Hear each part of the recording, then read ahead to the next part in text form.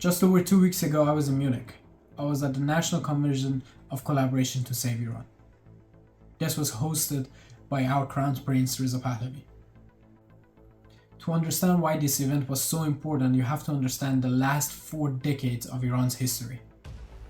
For over 40 years, our country has been held hostage by the Islamic regime, which many of us call the Islamic terrorist regime.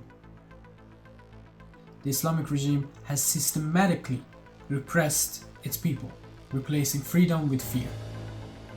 The regime has been responsible for countless human rights abuses, including the mass execution of the political prisoners in 1988 and the brutal crackdown of the student protests in 1999.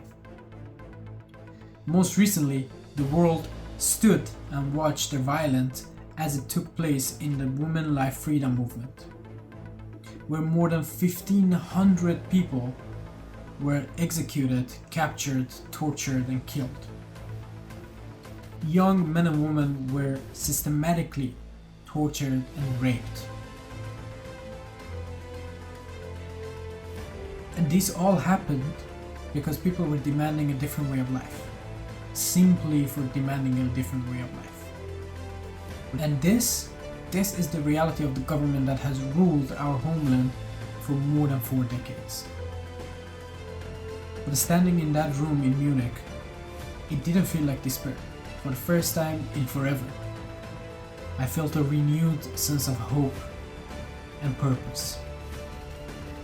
For the first time in a long time, the opposition wasn't fragmented. It was united. I saw monarchists, Republicans, and people from around the country, from inside, from outside, from different parties. They all came together, standing side by side, united by one single purpose, one fundamental demand, and that's a free, democratic, and secular Iran.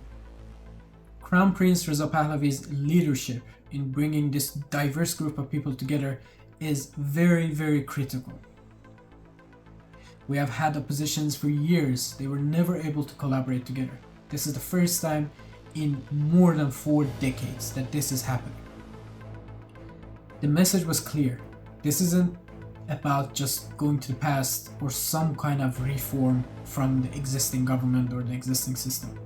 This is a complete transition into a new system, into a secular democratic Iran, where people have the choice for their future. The plan they presented, the Crown Prince Reza Pahlavi's team and himself, is a roadmap for a transitional government and gave us a clear path forward.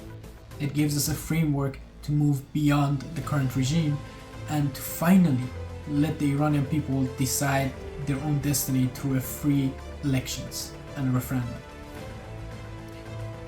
For me and millions of other Iranians around the world, inside and outside of the country, this event was a declaration.